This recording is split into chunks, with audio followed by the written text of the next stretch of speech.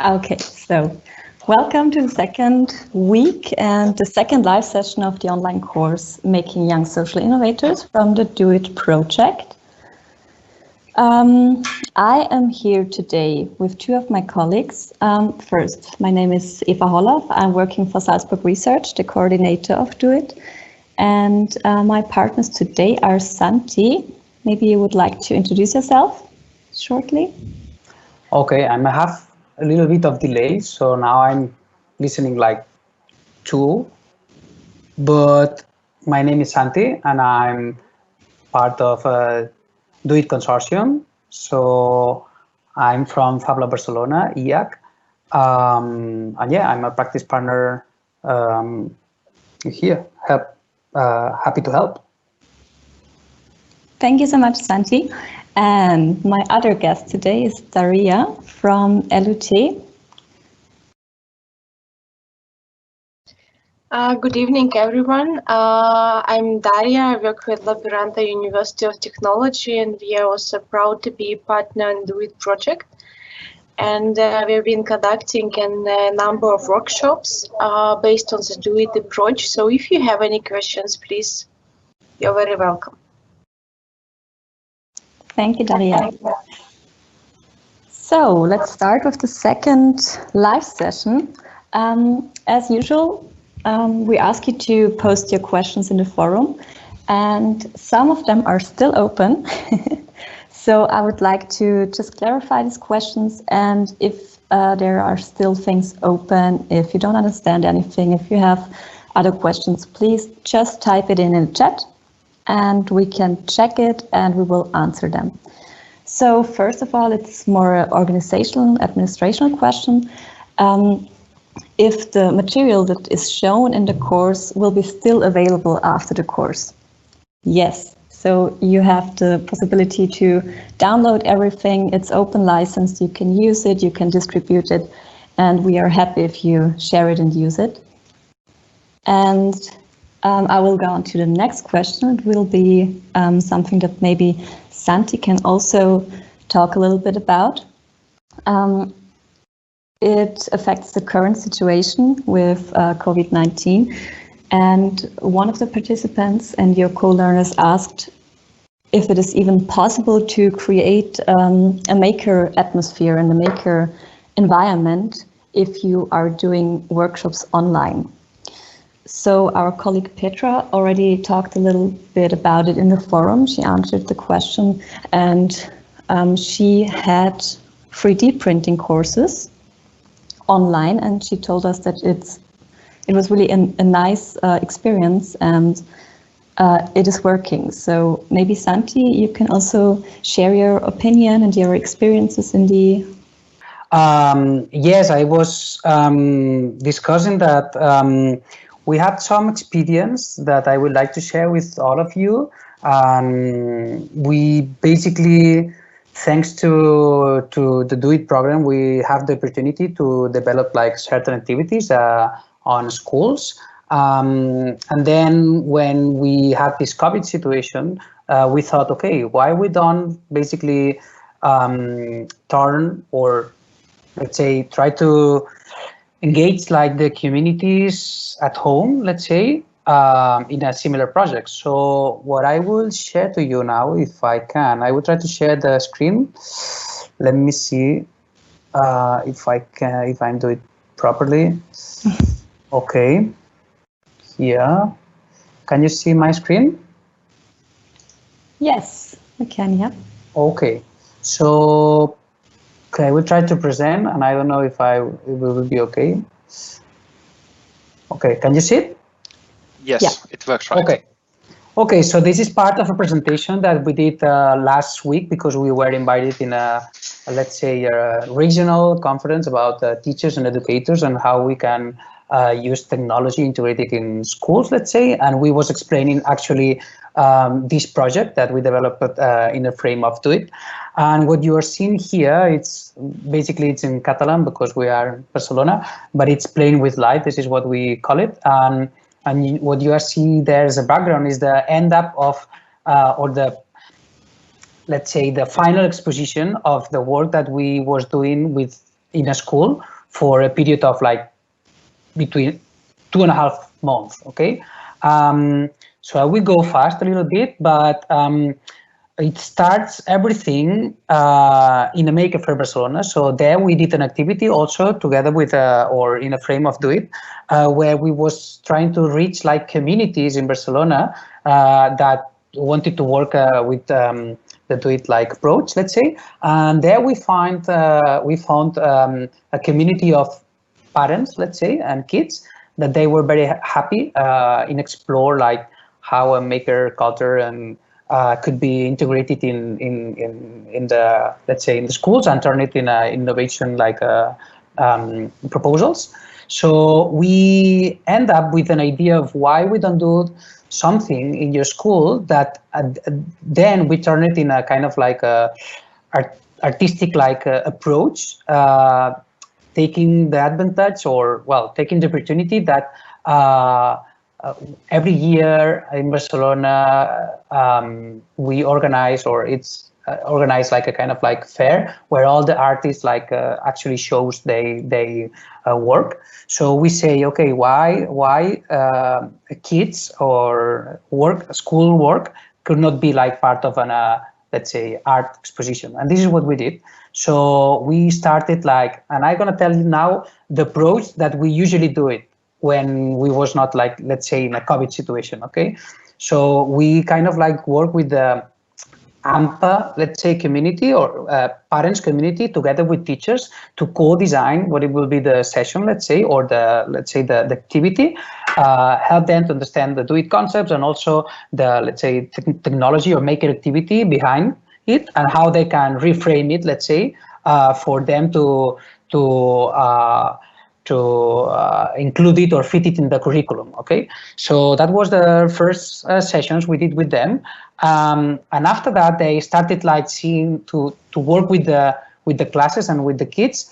How was the best way to basically incorporate it in the curriculums, and we basically interfered too much in during that process. So it was the teachers and the parents, the ones that take the lead in that part, in order to find also the resources, the materials, the how. So they decided that it will be better to work in groups of 2, work with a story behind. So they figured out that this, and they basically create the schedules and things like this. We was just, let's say, only supporting them in the different aspects. Okay, but it was a little bit, I don't want to go like too much now, but this was pictures of the process. So they had to develop like one of these like frame boxes, and the idea was to explain a story using like lights, shadows, in order to create like a kind of like interactive wall at the end. This is when they come to the FabLab, where we set up the final exhibition, and you will see here that's the photos of the last days, the last day of the preparation. And this is more or less how it looks at the how was the exhibition at the end. So the exhibition at the end was like the idea to visit, let's say, all the boxes, and you see that there's two sides of the boxes. So one that you can see, let's say, the front, and you can see the, let's say, the final result, and the back that you see basically how it's made at. And then it was a third component that is the story behind that. All the kids they write it and they explain it, and then we record it, and we was like playing on real time then. But anyway, so that was more or less the activity that took like 2.5 months of a lot of people working on. And then we thought, okay, so what we can do to take a little bit of this experience and bring it to the, let's say, all the homes on Spain, and try to make like a kind of like decentralized maker activity. So that was the next phase of this project. And we use like a kind of like a call that in the, let's say, in that days, in the beginning of the COVID situation, an institution in Spain like launched, and it's called Frenando la Curva, like kind of like stop the curve, let's say, in terms of the, you know, COVID things. And they was looking for activities or projects that helps people to, different aspects. So we work with them and we set up a group of team, a community champions, let's say, that help us to develop the concepts, the materials for basically try to do this, decentralize it. And I have to say that at the end we create kind of resources that we work in the social media in order to reach, let's say, these people at home. For at the end, we summarize everything in a kind of web page where the people was posting their contributions, and the learnings outcomes outside of or learning outcomes after this, let's say, second version is that you can bring maker activities, let's say, online. But the way that you plan it, it's a little bit, it should be, from our point of view, it should be a little bit different. So if we think normally, or how we was planning is let's gonna co-design and then we help them to go in the how to do it and support them. Here, what we say is that at least from our experience, we should break it down even more. So the goal should be even, let's say, shorter, because the time that the people can spend at home and the troubleshooting situation and things like this should be less. So you should do kind of faster wins, It's if you're gonna do this complex box, if you see here at the end what was the end up results of the what we wanted to do it, that is everybody that at their home create the kind of box where they explain the story and things like this. At the end, what the people was doing is playing with shadows and the shapes of the shadows. And this was kind of our co-creation version of the situation in a, let's say, a distributed and online version. So we didn't sit down with them saying what is working, what is not working. But we was reacting depending on what the people was posting in the let's say different social networks. So we launched the challenge and then based it off how the people understood and with the time and how they can and with the, let's say, resources that they had at home, we kind of switch and adapt with this idea that at the end what we want is a maker activity, a hands-on activity that they can share, let's say, their feelings related to the topic of the COVID in that case, and with light and shadow. So yeah, I don't know if it was clear or not, but more or less this was our process in that. So what I would say is it's okay, and you can bring it maker activities online, but the way that you plan it, it's a little bit different. So from our point of view, you should break it down in small pieces, something that the people feel comfortable itself to do it at home, and build on top of that, and when we think in a kind of online approach, we can reach even more people. So we can think in this collectively power, no? It's you don't have maybe to do it a lot of things. So you can do small, but combine it with a lot of efforts from other people. We can build something bigger than before. And I think so, that's it. Thank you so much, Santi. It's a really great project. And it's really interesting to see how you put the offline activity into the online and how creative all the outcomes were. So thank you for sharing this with us. And maybe we can focus a little bit on the role of facilitators. Maybe Daria, would you like to give us some impressions? How did you feel working in this open learning environment? So not the traditional teacher role, but the open setting with the children.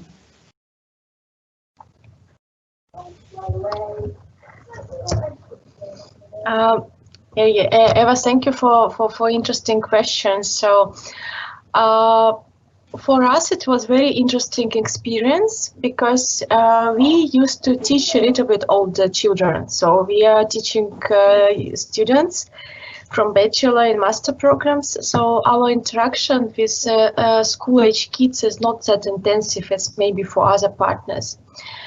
for a very interesting experience was to take something of the serial or hardcore science which we are teaching to students and bring into the kids from 10 till 15 years old and the local school, and to see how they are exploring the concept of entrepreneurship, sustainability, innovation, how they are getting going through the exercises for design thinking and developing the creativity skills. And it's a totally new experience. And I have to say that children of this age were much more interactive, much more communicative, and very easily working with each other as a teams. So some of the concepts which we need to reteach again to students, for them came very naturally.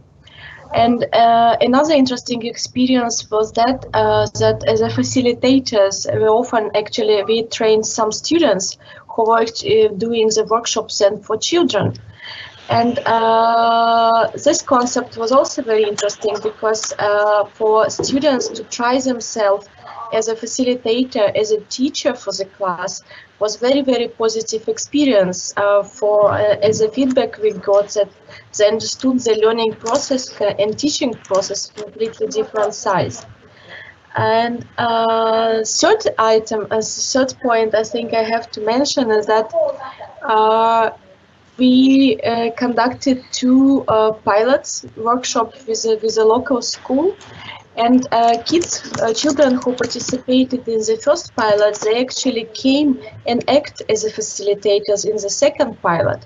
So they learned the experience, they got the experience during the first session, and half a year later, as experienced facilitators, they came and they helped us, and they conducted the workshop along with us and helped children to go through the process of idea generation and prototyping, and then sharing their insights on how to present to audience and how to communicate with external stakeholders who came to listen and to give them feedback on their projects.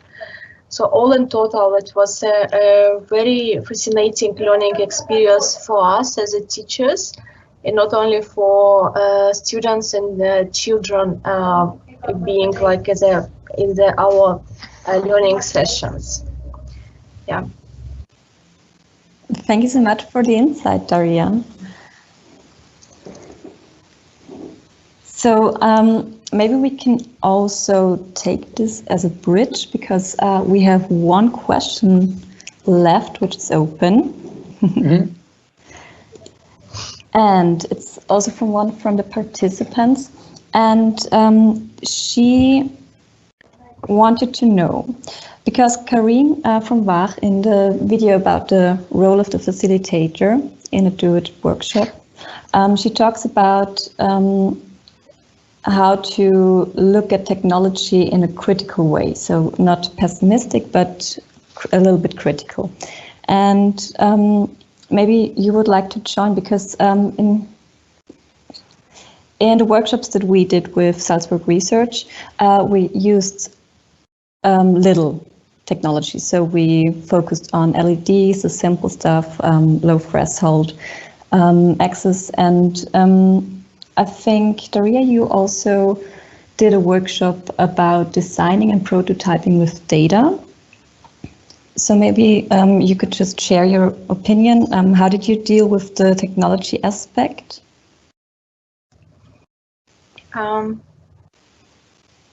Yes.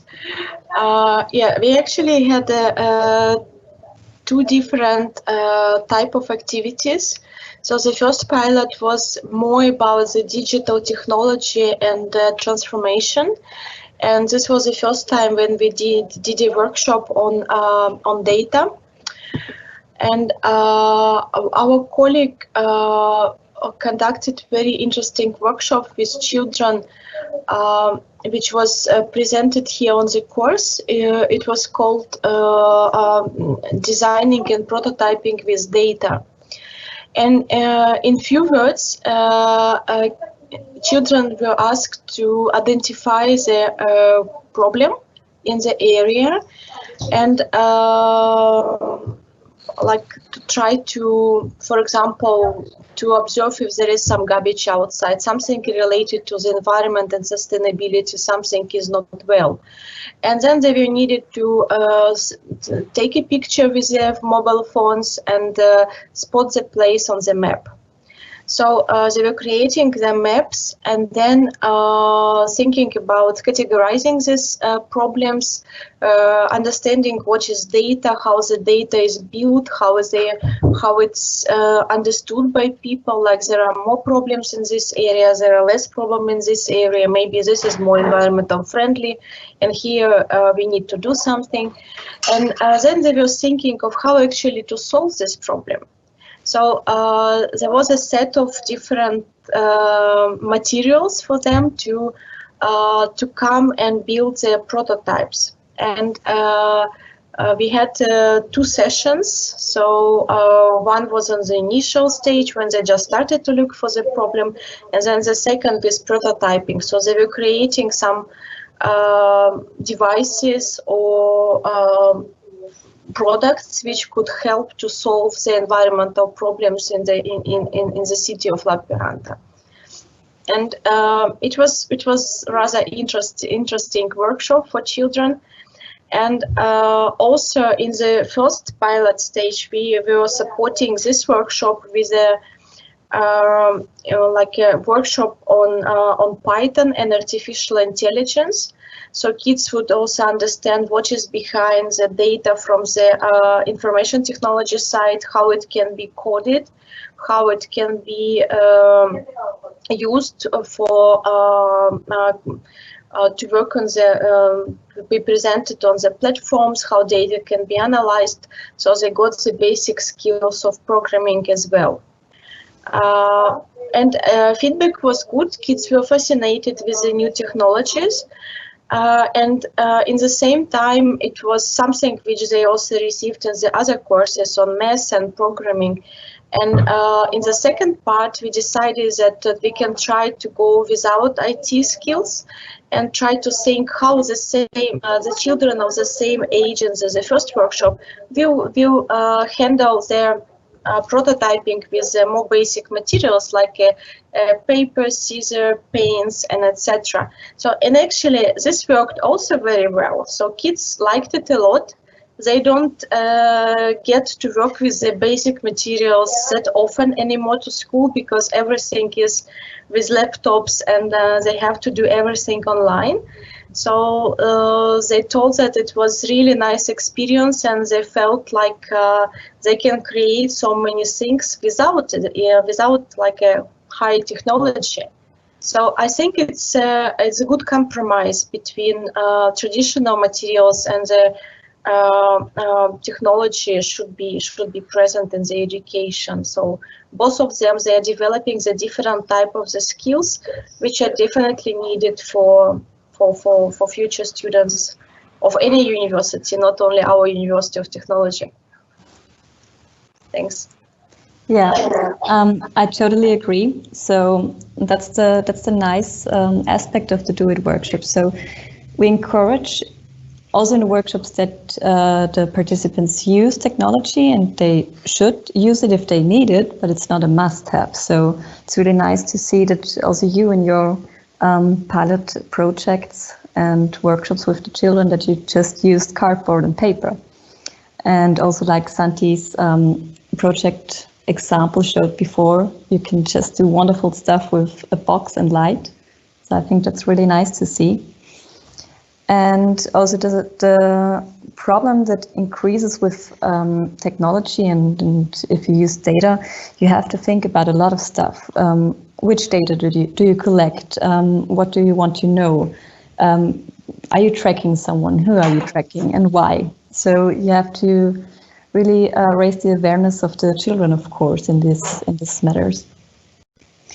So maybe Santi. So first of all, I would like to encourage you to post your questions if you have something for us. I'm just checking, but nothing pops up. So maybe, Santi, you could talk a little bit about your project measuring our environment. Cool. Yeah. Can I mean, it's very nice because I think so we complement each other very well. So we also work with the data idea. Maybe a little bit different, but it's kind of the same. So how we can use data in order to help us to understand the environments in a very broad idea, and help us to detect problems and propose better solutions, and how we can use FabLab, in our case, facilities to promote that these proposals being as close as real prototypes to test it in a real environment and get real feedback. So should I share again the screen or not? I don't know if you like it. It's easy for me to talk on top of the images. So for those who already saw the workshop manual, it's really detailed. So take a look at it. Yeah. I want to show because I'm measuring our environment. It's our pilot, and we piloted 3 times. And we tested different approaches in terms of how we can, let's say, handle with data and let's say schools or children, let's say, young people, let's say. And in the, let's say, workshop description, we focus it in one, the larger one. But here I will be able to explain the rest of them. Let's say. So I'm gonna jump to the, let's say, that's another presentation that we did for presenting also results. But well, so this is the more or less the case study. So these are the 3 different main institutions where we pilot the let's say the project. And the idea was basically what I explained it. So how we can use data, the idea of sensing and data as a, let's say, material for detecting and prototyping social innovation projects. So as I tell you, the idea, we basically had 3 different scenarios where we adapt a little bit the content and the results. So from one side we had the first one, let's say, in a kind of city environment inside in a school with 14, 15 years old kids, embedded in a curriculum, let's say, in a, let's say, long period of time. So we was with them for 3 months working in this project in all the different phases, let's say. And then we prototyped the same idea in a school, but instead of in a longer a workshop, we basically compressed everything and we did it in 3 days. And we changed it a little bit, the let's say the background, let's say, of the environment. So we focused everything in a kind of a green environment or the mountains. And then we had the third scenario that is basically younger kids, 10, 13 years old, and in a kind of after school activity or a summer camp, let's say. Okay, so we had to test how data can help us to propose solutions, let's say, that helps communities, let's say, in these 3 environments. And the first one is the ones that we talk about, the measuring our environments. These are the different phases, more or less. So we started with the kind of introduction and research parts, and then we went to a mapping and analysis where we try to define or detect problems and social issues to basically co-design with the help of the sensing part of the sensors to measure if we had to have evidences of that let's say problems that we detect. And after that, so we we prototype different solutions. We fabricated them as close as we can to have like a real, like let's say, intervention, to be able to, at the really end of everything, to have feedback and communicate in a way that we can start building a community around the project, let's say, that helps us in a kind of like help us to understand like that this should be the beginning of a project and not just the end. No, so how we can turn this thing in a sustainable way.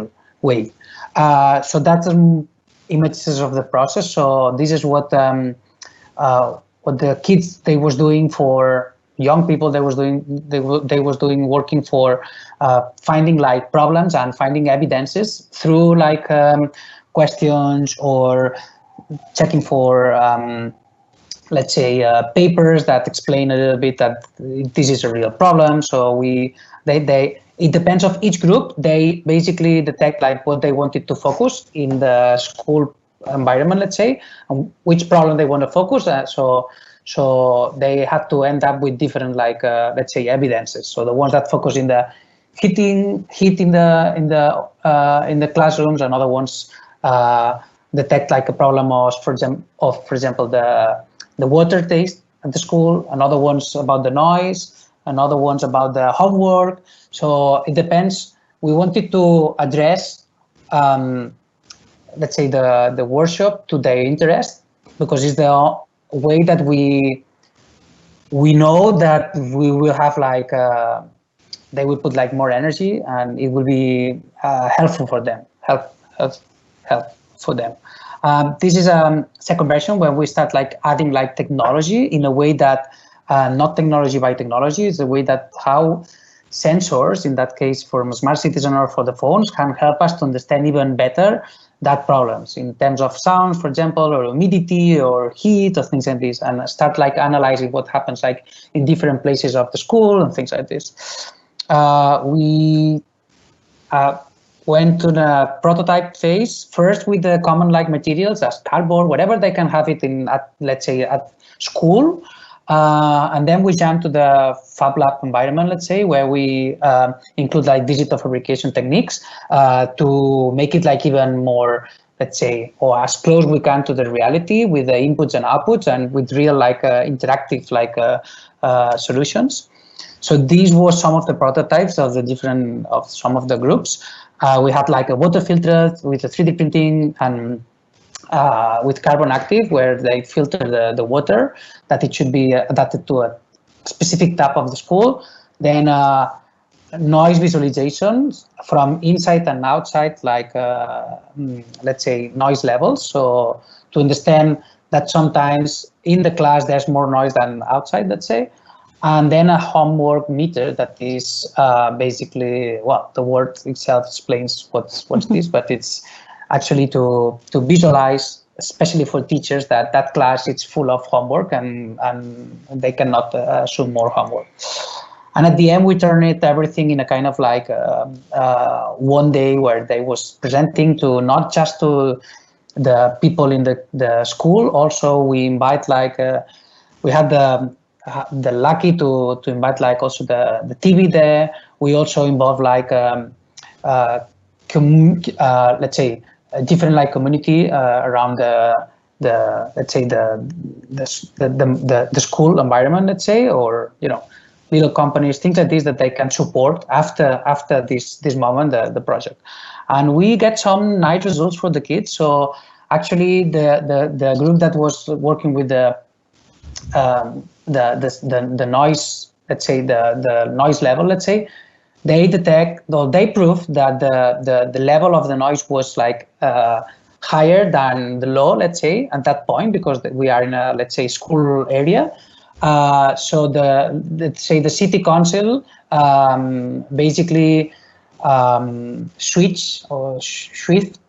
change actually some of the buses lines, and also reduce the, let's say, the number of buses. So we get some results that for the kids was very, very, very engaging. And then the second pilot, so we kind of like work in the same idea, how data can help us to propose like better solutions. So here the environment was a little bit different, was in school. We bring it to an, let's say, an FabLab that we have like close into the mountains. So they had to prototype like a kind of like intelligent garden that they will come back to their, like, let's say, school to start like a kind of like a garden. So they had to figure out actually how to build a portable like garden, let's say, with digital fabrication tools and also hand tools, cardboard, things like this, how to basically do it waterproof, things like this. And then they had to figure out how to add sensors to basically understand which are the different environment data surrounds that plant to better like take care of the plants. So at the end, everybody like find the different species of plants and then base it on that species, understand what are the, let's say, environmental like conditions they need, and program the electronics to visualize when that conditions were not basically the ones that it's supposed to be, to, you know, put water, things like this. So at the end, everything ends up in a, let's say, a fair that we did it in the school, so to explain everybody like the process and everything. And then this is the third pilot where we basically work with the community in a kind of like summer school setting. They was younger, so, and it was in a summer camp. So we basically, it's a community that is in, let's say, in difficulties in terms of it's people with problems at home and things like this. So the biggest problem we had here, it was not like we had to use like data in order to build a community in the, let's say, in the center or in the school, let's say, in that moment, because what happens is that the kids go to that school, but they don't feel part of the, you know, of the collectively or community. So we help them to basically work in data, but in that case, we wanted to use not sensing data of a sensor, sorry. In that case, we use it like emotions as a data for them to understand that we have some sensors in the body that feels things, that we can turn it in data that can be turned in shapes or whatever, or in materials to propose solution. In that case, ice creams. So we went through a process where we went like analyzing one day of their life, the emotions that they had, if they are happy or not, and we turned that emotions to kind of like specific like flavors. So then we shape, based it on their profiles, the shape of the, let's say, the ice cream. So we help them, we show them, we prototype with them like the molds for the ice creams. They mix like depending of the different patterns that based on the emotions. So these was the flavors of the different like ice creams. So at the end, they came up with each group had like a different like ice cream based on their emotions that they can share with their parents and build it like a kind of like fest there in order to explain that everybody's part, they are part of the community and they can do a lot of things to involve like even more. And I think so that's it for our pilot. Thank you so much, Santi. Yeah. Your example really shows how diverse the implementation of the Do It Learning program and the elements is. And of course, the ice cream example is my favorite.